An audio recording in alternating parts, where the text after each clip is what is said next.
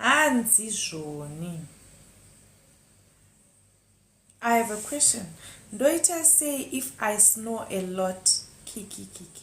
Is there a remedy to avoid this? Looks like I'm a heavy sleeper and here she's a light sleeper. So I do not know how I can stop the snoring. Married.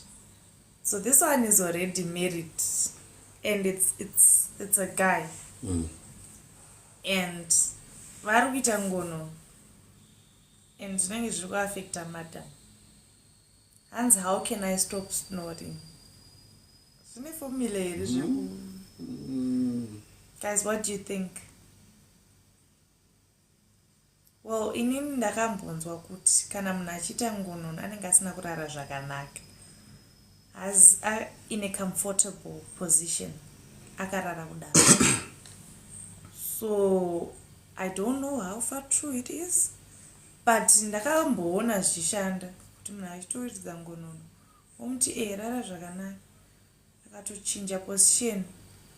It's either dzinoitonge dzaanani kana kuti anotonyarara.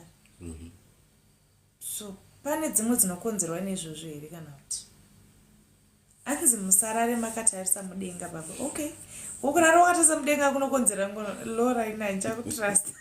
Ndilorawo.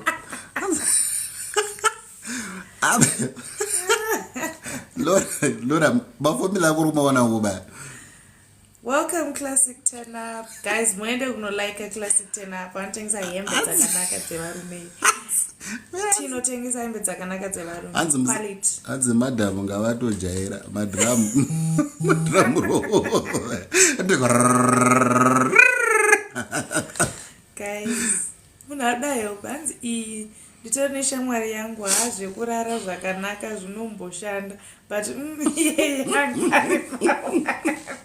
saka waita sei neshamwari yako muchangonyepa kuti shamwari yako but anyway it's okay maizoita sei. Keep the questions coming guys. +263 719 952 440 0719 952 440. Florence boy hanzi mukadzi ngaamutangire kurara. Hanzi takazojaira taingoti can I sleep first before you sleep kuti zviitenda. Pane dzimwe dzekuti even uriwe watanga kurara ka unozongomuka munozviziva. And I think wait foot because ini ndina tete vangu vakazongotanga ngonono vasimba. Zvitete. The guy is not hana kusimba zvekudaro. Hana kusimba zvekudaro. Zvitete. Sekani zvitete. Tete wako wakunzi zvitete. Zvitete ndo zviri ku sekandane maexample akawanda sekandi kuinbox nenyaya dzakawanda. Zvitete zviri kuvhiri zvakazogena weight zvatanga ku boss hanzi munhu kana wasimba ka makodza anizvoziva but hanzi anenge akuti achifa.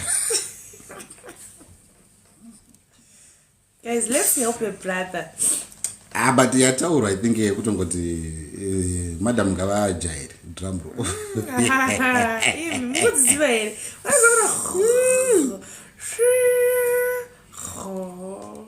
Hanzi but kutongoda munhu wako akadaro zvazvo on a more serious note.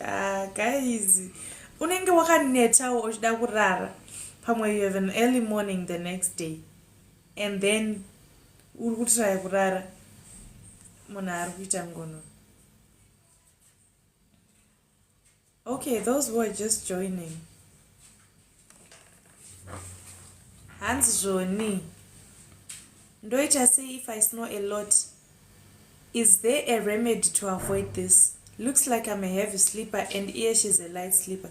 So I do not know how I can stop the snoring. And mazvinzwa futi.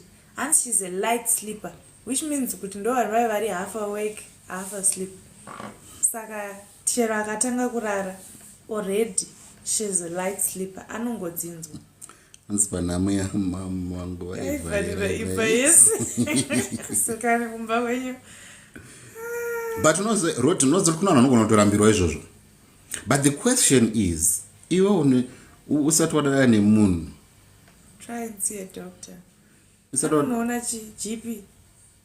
iwe Rodney unenge warara nemunhu iye usati wamuroora, mubvunza wako kuti chii? Because vanhu vakachata, iwe nyaya yako iri pakuti chii nyaya iwo. But kune madokta anobatsira ngonono. Welcome, Queen the Queen. Thank you for joining us.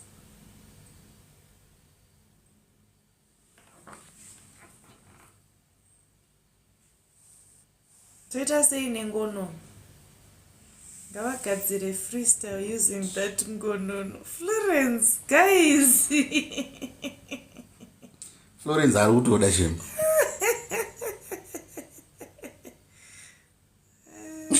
Welcome, Mr. Joe. Hazina roti ngatise bosi. I'm very much interested. Kuda kunzwisa, but anyway, since wati tise yakadaro here, ngetise yakadaro. Tione kuti zvofamba sei.